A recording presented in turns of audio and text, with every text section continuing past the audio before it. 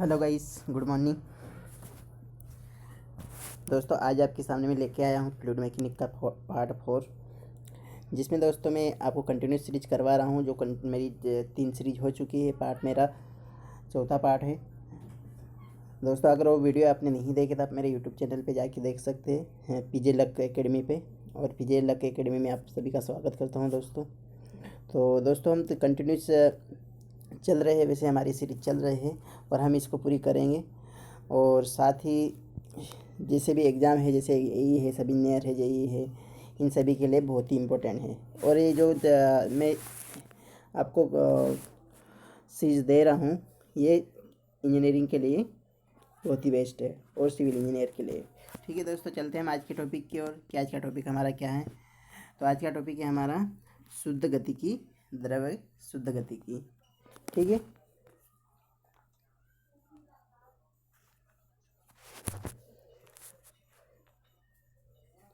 शुद्ध गतिकी।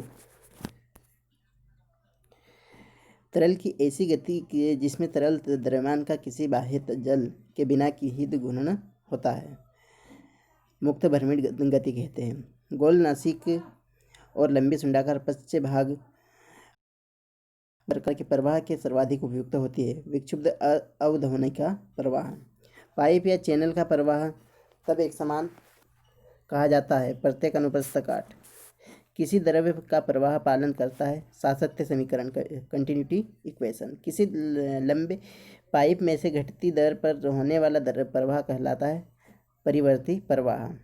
जब एक वाल्व खोला जाता है तब पाइप लाइन में से होने वाला प्रवाह कहलाता है परिवर्ती धारा। रेखी उस रेखा के रूप में परिभाषित की जाती है जिस प्रत्येक बिंदु पर स्पर्श रेखा गति की दिशा बताए। रैखिक संवेग के परिवर्तन की दर बराबर होती है सक्रिय बल के। एक लंबी पाइप में से स्थिर दर पर होने वाला प्रवाह कहलाता अपरिवर्ती एक समान प्रवाह। शहरों की जल सप्लाई लाइनों में शोधित जल प्रवाह माना जाता है असमान प्रवाह। एक विमी प्रवाह ऐसा प्रवाह जिसमें प्रवाह सीधी रेखा में होता है। एक प्रसारित नलिका में से स्थिर दर पर होने वाला प्रवाह के कहलाता है अपरिवर्तित असमान प्रवाह। किसी तरल के अपरिवर्तित प्रवाह में किसी तरल कण का त्वरण होता है शून्य।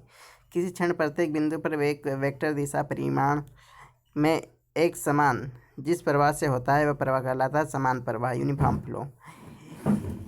यदि खुले चैनल के प्रवाह में क्रमिक परिवर्तन होता है तो प्रवाह कहलाता अपरिवर्तित असमान प्रवाह। वह प्रवाह जिसमें आड़ी दिशा में नग्न परिवर्तन हो कहलाता एकविमी वन डायमेंशनल फ्लो।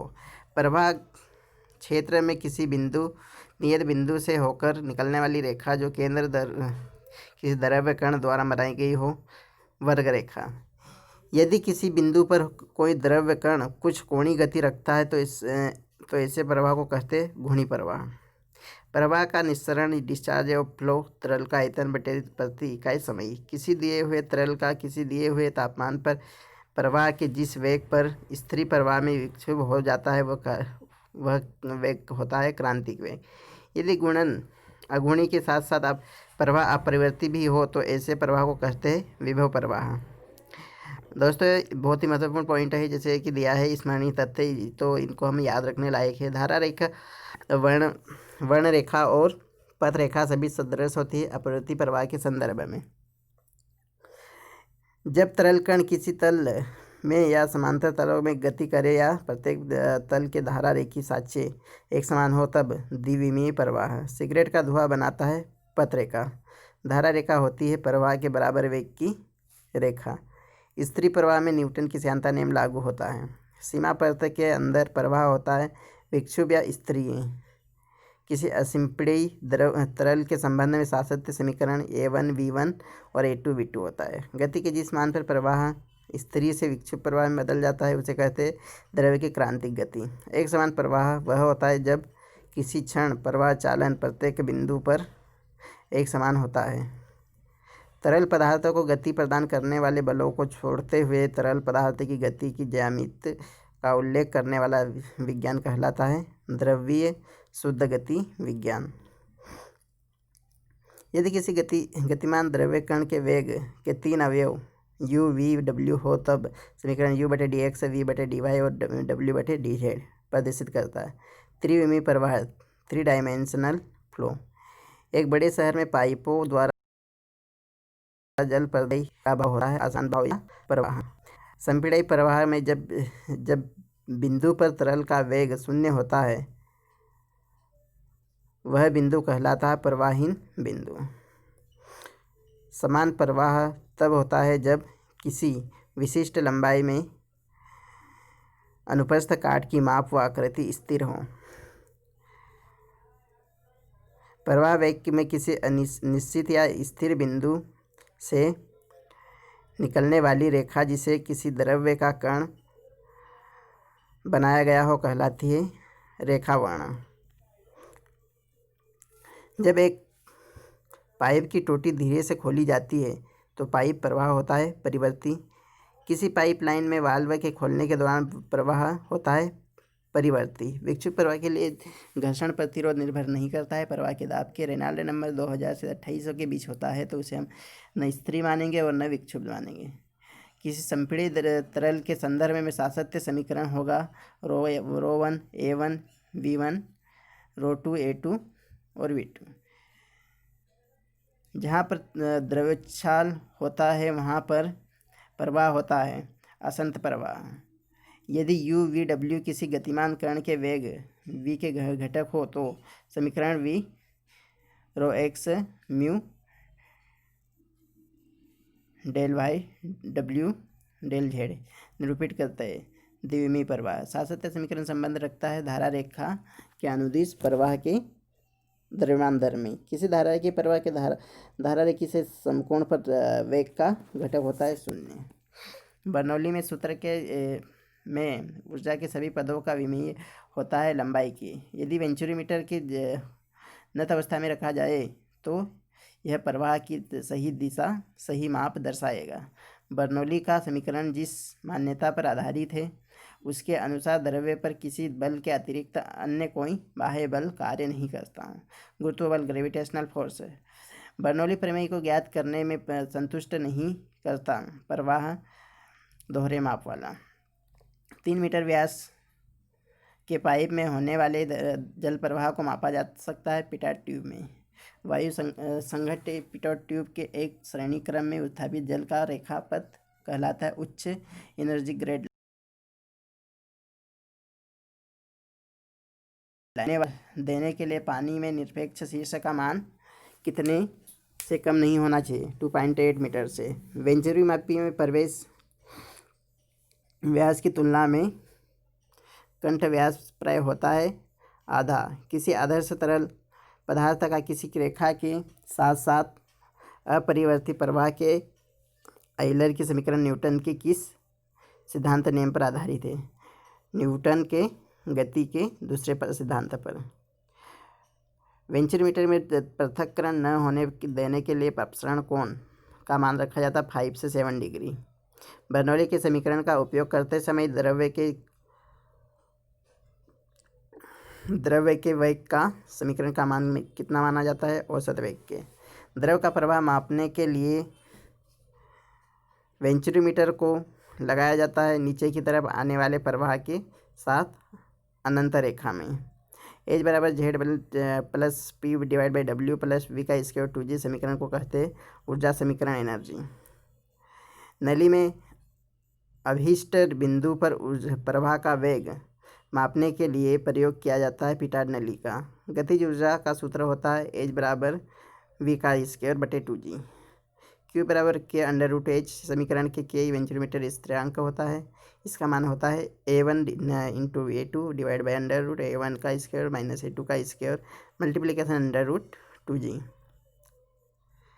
समीकरण डेल स्क्वायर थीटा और del square theta del X का स्क्वायर डेल वाई का स्क्वायर कहलाता है लाप्लास समीकरण। किसी द्रव्य कण की गति का संपूर्ण ऊर्जा बराबर होता है दाब ऊर्जा व स्थितिज ऊर्जा प्लस गतिज ऊर्जा। वेंचुरीमीटर मापी मुख्य प्लेट की अपेक्षा अधिक प्रयोग किया जाता है क्योंकि इसमें ऊर्जा क्षति कम होती है। किसी द्रव्य कण का गति में संपूर्ण शीर्ष दाब होता है दाब शीर्ष प्लस स्थिति प्लस गतिज ऊर्जा शीर्ष। वायु संघट्य ताप नलिका पिटोट ट्यूब का उपयोग किया जाता है प्रवाह वेग के माप के लिए। सतत धारा के प्रवाह माप किसी पूर्णतः असंपीड़ित द्रव्य के कण एक बिंदु से दूसरे बिंदु तक विस्थापित है किंतु कण की संपूर्ण ऊर्जा अपरिवर्तित बनी रहती है। कथन को कहते हैं बर्नौली का समीकरण।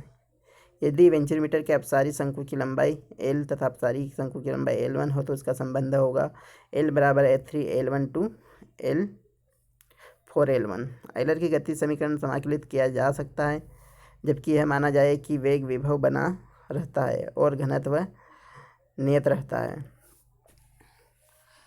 पिटाट नली में से द्रव्य का वेग ज्ञात करने के लिए उपयोग किया जाना चाहिए √2gh सूत्र का। आगमन वेग के कारण वेग शीर्षक का माना जाता है v²/2g। स्मरणीय तथ्य नली के प्रवाहित होने वाले द्रव्य के मिश्रण को मापने के प्रयोग किया जाता है वेंचुरी मापिंग में लागू होता है सतत धाराओं के बहने वाले पूर्ण असंपीड़ित तरल पर। ये जो समीकरण दिया है आपको दिख रहा है स्क्रीन पे, इसको हम बोलेंगे बर्नौली इक्वेशन। जब वेंचुरीमीटर नत होती है तो किसी दिए हुए प्रवाह के लिए दर्शाती है समान रीडिंग। एक वेंचुरीमीटर का उपयोग होता है तरल निस्सारण मापी में। किसी वेंचुरी मापी के अपसारी भाग से होकर प्रवाहित होने वाले द्रव का वेग घटता है। वेंचुरी मापी में प्रवेश की तुलना में कंठ पर द्रव्य का वेग होता है उच्च। वेंचुरी मापी के कंठ पर पृथक्करण की प्रवृत्ति रोकने के लिए कंठ के व्यास और पाइप के व्यास का अनुपात होना चाहिए 1/3 से 1/2। द्रव्य की गति के लिए आकलन रूप से आयलर समीकरण को युक्त किया जाता है del P/ρ plus G dz plus V del V 0। यदि वेंचुरीमीटर के निस्सरण या डिस्चार्ज गुणांक का मान लगभग होता है 0.95। गतिज ऊर्जा का यह भी कहते हैं वेलोसिटी हेड। एक अरिफिस या द्वारक प्लेट द्वारक मीटर की सहायता से मापा जाता है पाइप या नालिकों के द्रव्य के निस्सारण। वेंचुरीमीटर में अपसारी भाग के में से बहते द्रव्य का मान होता है बढ़ता है। यदि वेंचुरीमीटर में से निस्सरण भाग निकाला जाए तो कहलाता है फ्लो नोजल। वेंचुरीमीटर में प्रवाह के माप करने के लिए निम्न स्थापित किया जाता है किसी भी दिशा में और किसी भी अवस्थिति में। एक वेंचुरी समीकरण के प्रयुक्त के समय द्रव्य का वेग लिया जाता है औसत वेग। बर्नौली समीकरण के समय के अनुसार Z plus PW plus v²/2g होता है। द्वारक मीटर से द्रव्य के प्रवाह का निस्सरण निकालने का सूत्र Q बराबर CA² √2gh कोष्टक 1 minus d² d1 का 4। वेंचुरीमीटर में से होने वाले निस्सरण को युक्त किया जाता है CA1A2 √1² माइनस A2² √2gh। एक वेंचुरीमीटर में पाइप के व्यास इसके कंठ के व्यास का अनुपात सामान्य होता है 1:2। ठीक है दोस्तों, ऐसे 2 टॉपिक हो गए हैं। देखते हैं कि कितना बड़ा ये टॉपिक है, नहीं तो फिर हम इस टॉपिक को भी अभी हम कंप्लीट कर ही देते हैं। ठीक है दोस्तों, क्योंकि हमको ताकि जल्दी से जल्दी सिलेबस भी इससे बड़ा है पर कर देते हैं। ठीक है, किसी टंकी की दीवार या तली में बने छिद्र को जिनमें से कोई द्रव्य दाब उच्च दाब से कम दाब की ओर प्रवाहित हो सके अरिफिस कहते हैं। छोटे अरिफिस के लिए एच बराबर एच बड़ा होता है 2D से, तो इसको छोटा अरिफिस बोलते हैं। बड़ा अरिफिस हमारा एच छोटा होता है 2D से, तो इसको हम बड़ा अरिफिस बोलेंगे। अरिफिस का प्रयोग किसी टंकी या बर्तन में बहते द्रव्य की क्वांटिटी ऑफ लिक्विड ज्ञात करने के लिए किया जाता है। अरिफिस वृत्ताकार, आयताकार, वर्गाकार और त्रिभुजाकार प्रकार के होते हैं। अधिकतर प्रयोग वर्ताकार अरिफिस का ही किया जाता है। तीक्ष्ण धार अरिफिस की अंदर की धार तेज होती है। तीक्ष्ण धार अरिफिस में से निकलने वाली धारा अरिफिस को एक रेखा पर स्पर्श करती है। तीक्ष्ण धार अरिफिस पतली प्लेट से बनाया जाता है तथा अधिकतर प्रयोग किए जाते हैं। वर्गधार आरिफिस के लिए प्लेट में सीधी काट की जाती है। यदि किसी आरिफिस में से होकर द्रव्य वायुमंडल या टंकी के बहता हो तो इसे मुक्त आरिफिस तथा विसर्जन को मुक्त विसर्जन कहते हैं। मुक्त विसर्जन आरिफिस के लिए जब आगमन वेग v1 का मान नग्न है तो v का स्क्वायर बराबर √2gh तथा जब नग्न नहीं है तो v का स्क्वायर बराबर √2gh v minus a1 minus a1 का स्क्वायर va2 का स्क्वायर डिवाइड बाई a2 का a1 का स्क्वायर। ये बहुत ही महत्वपूर्ण पॉइंट है, इनको आप ध्यान से सुने। वेंचुरोमीटर वेग गुणांक का औसत मान होता है 0.97। वेंचुरोमीटर के निस्सरण गुणांक का मान वेग गुणांक की तुलना में होता है बराबर। बड़े आयताकार आरिफिस में से होने वाले मुक्त निस्सरण को हम ज्ञात करते हैं 2/3 CdB multiplication √2g multiplication h 3/2 का h2 का और h1 3/2। निस्सरण वेग के संकुचन का गुणांक क्रमशः CD और CD का संबंध क्या होता है? CD बराबर CV इंटू C होता है। मुक्त प्रवाह केनाल के निस्सरण गुणांक का मान सदैव होता है 0.5। एक आरिफिस से होने वाले वास्तविक निस्सरण और सैद्धांतिक निस्सरण का अनुपात बराबर होता है CV और CD।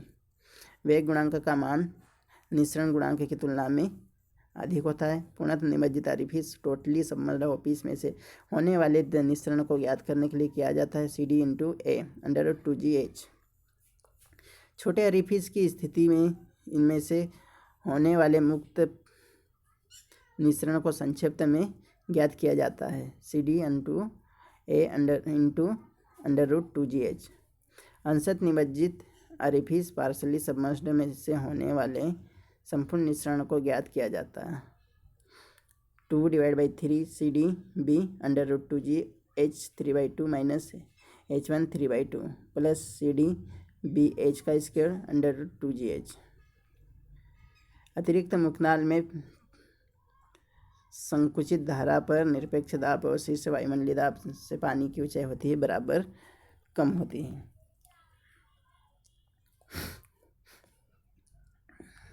यदि आरिफिस में से होकर कोई द्रव्य इस प्रकार बहता है कि इसकी दूसरी ओर द्रव्य तल आरिफिस के ऊपरी किनारे से ऊपर है तो इस स्थिति को आरिफिस निमज्जित कहलाएगा। अनुपस्थित काट जहाँ पर जेट की काट का क्षेत्रफल न्यूनतम होता है जेट संकोच कहलाता है। जेट संकोच पर जेट का क्षेत्रफल न्यूनतम होने के कारण यहाँ द्रव्य कणों का वेग अधिकतम होता है। जेट संकोच पर द्रव्य प्रवाह रेखाएं परस्पर समांतर आरिफिस के तल के लंबरूप होती हैं। यदि आरिफिस का व्यास d है तो जेट संकोच का आरिफिस से दूरी लगभग d/2 होती है। संकुचन गुणांक, वेग गुणांक, विसर्जन गुणांक और प्रतिरोध गुणांक को जलीय हाइड्रोलिक कोएफिशिएंट कहते हैं। संकुचन गुणांक कोएफिशिएंट ऑफ कॉन्ट्रैक्शन CC और AC/A होता है। जो AC होता है जेट संकोच का जेट का क्षेत्रफल होता है। जेट संकोच का पर द्रव्य के वास्तविक वेग तथा द्रव्य के सिद्धांत वेग के अनुपात को वेग गुणांक कहते हैं। वेग गुणांक CV बराबर equal to VC divide by √2g होता है। एक्सटर्नल माउथपीस में से होने वाला निस्सरण ज्ञात होता है 0.855 इंटू √2gh। मुक्तनाल से मुख की अपेक्षा निस्सरण अधिक होता है क्योंकि इसे बढ़ जाता है निस्सरण डिस्चार्ज। नली की लंबाई बढ़ने के साथ साथ निस्सरण गुणांक CD में कमी होती है।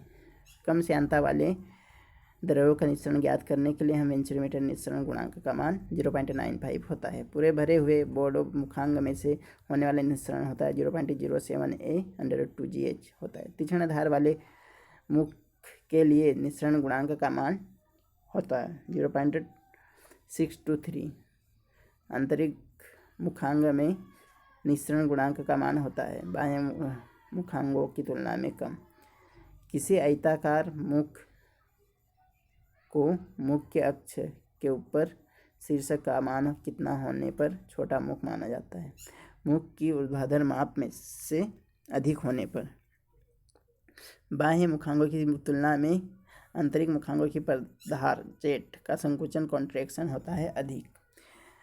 वेना कॉन्ट्रैक्टा का प्रधार का सिद्धांत वेग होता है √2gh।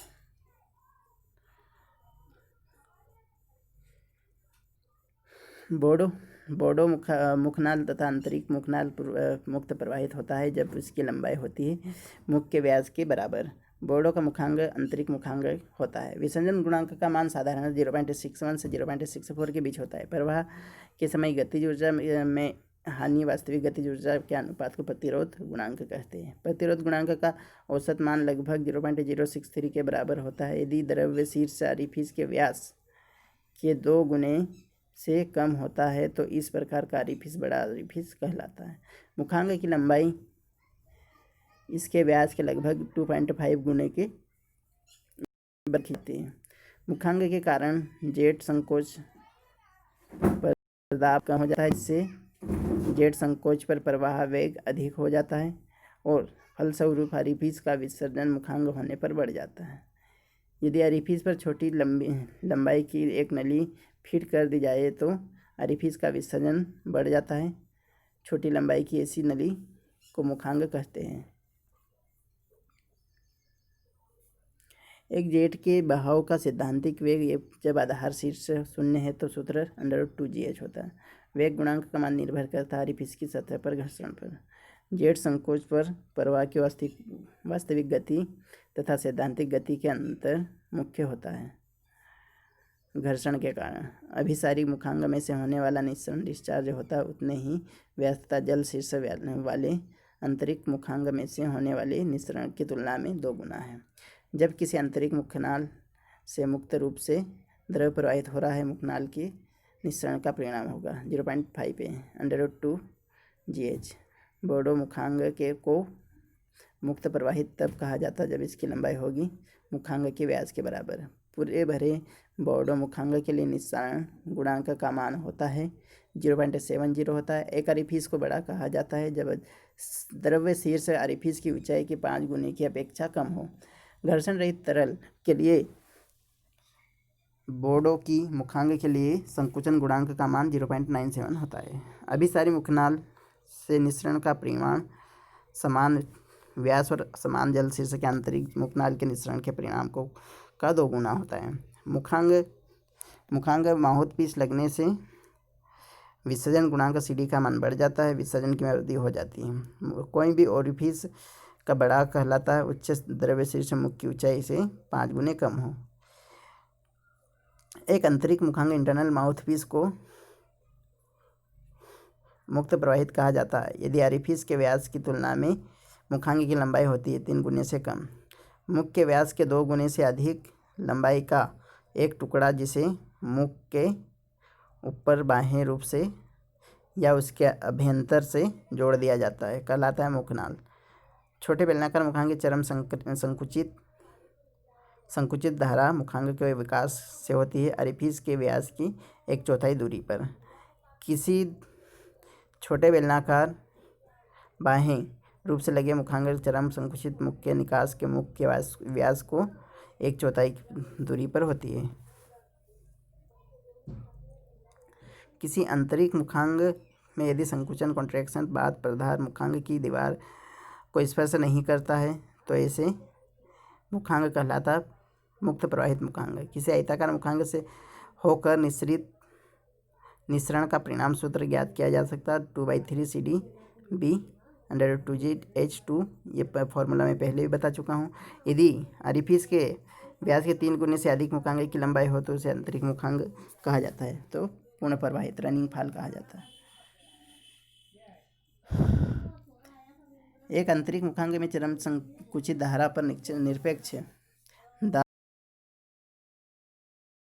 के ऊपर की द्रव्य ऊंचाई के बराबर वायुमंडलीय दाब शीर्ष की तुलना में कम। अभिसारी मुखांग कॉन्वर्जेंट माउथपीस में चरम संकुचित धारा पर निरपेक्ष दाब शीर्ष एब्सोल्यूट प्रेशर हेड होता है वायुमंडल की तुलना में ही उतना ही। समीकरण Q = CK √H होता है यहाँ पे निस्सरण गुणांक। H1 द्रव्य तल वाली किसी टंकी के H2 द्रव्य तल वाली टंकी के बहने वाले द्रव्य का समय अनुपात होता है √H1 - H2 मुखांग प्रयोग किया जाता है विसर्जन की मात्रा बढ़ाने में।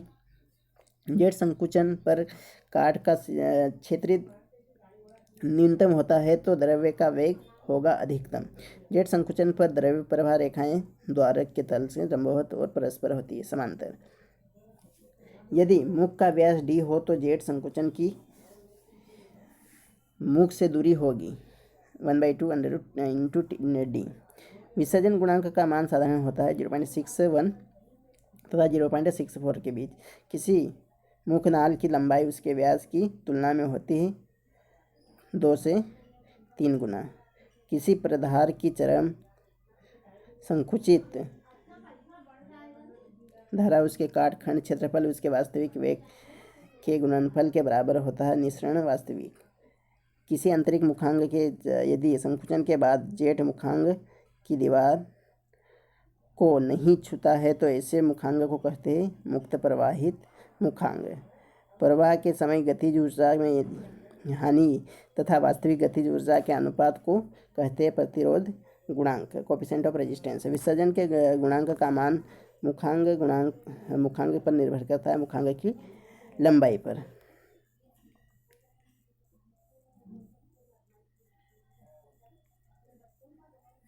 पूर्णतः निमज्जित अरिफिन का विसर्जन सीधे समानुपाती होता है √h के। एक छोटे मुखनाल के निकास मार्ग में द्रव्य पूर्णतः प्रवाहित नहीं होगा। जिस शीर्ष पर मुख ओरिफिस कार्य कर रहा है उसमें ऊपर का तल 12.5 मीटर से अधिक ऊंचा हो। यदि कट्टर स्थिरांक n है तो खुले चैनल में से होने वाले प्रवाह को वेग को मैनिंग सूत्र कहते हैं। v बराबर 1/2 m के घातांक 2/3 √i। जेट संकोच का वास्तविक वेग का सूत्र होता है x² g/√2g।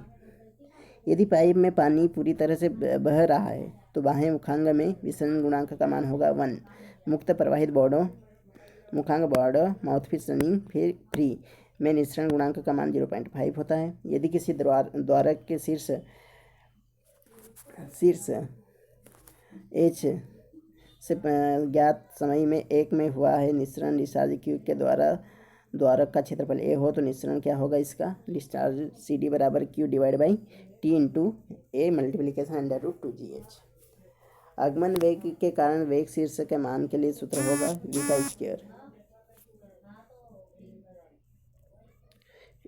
2g। क्षेत्रफल a तथा छोटे एडिपिस में शीर्ष h के प्रभाव से मुक्त विसर्जन होता है CDA √2gh। एक टंकी की तली में क्षेत्रफल a तथा एडिपिस से बनाई जाती है। यदि टंकी की सतह का क्षेत्रफल a है तो पानी के स्वतंत्र तल को टंकी के तली की ऊंचाई h1 खाली होने का समय लगेगा। तो इसका लिए फॉर्मूला हमारे पास है 2a CDA √2g √h1 - h2 होता है। एक टंकी तली में क्षेत्रफल a ये भी सेम है। फ्रांसिस सूत्र के अनुसार आयताकार उद्रोध के लिए CD का मान होता है 0.628 होता है। बाह्य मुखांग की तुलना में आंतरिक मुखांग के विसर्जन गुणांक का मान होता है अधिक। मुखनाल का उपयोग किया जाता है निःसरण का मात्रा बढ़ाने के लिए। मुखांग की तुलना में आंतरिक मुखांग में जेट का संकुचन अधिक होता है। अधिक शीर्ष पर मुखनाल उपयोग नहीं किया जा सकता है क्योंकि चरम संकुचित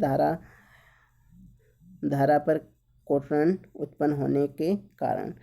बॉर्डो का मुखांग होता है आंतरिक इंटरनल माउथपीस। निःसरण निकालने के लिए आगमन होता है ये जो सूत्र मैंने बताया था इससे पहले q बराबर 2/3 CD multiplication कोष्टक L - 01 h1 3/2 - h3 / 2a होता है। तो इसके लिए हमको किनारों का संकुचन वाला उद्भव करना पड़ेगा।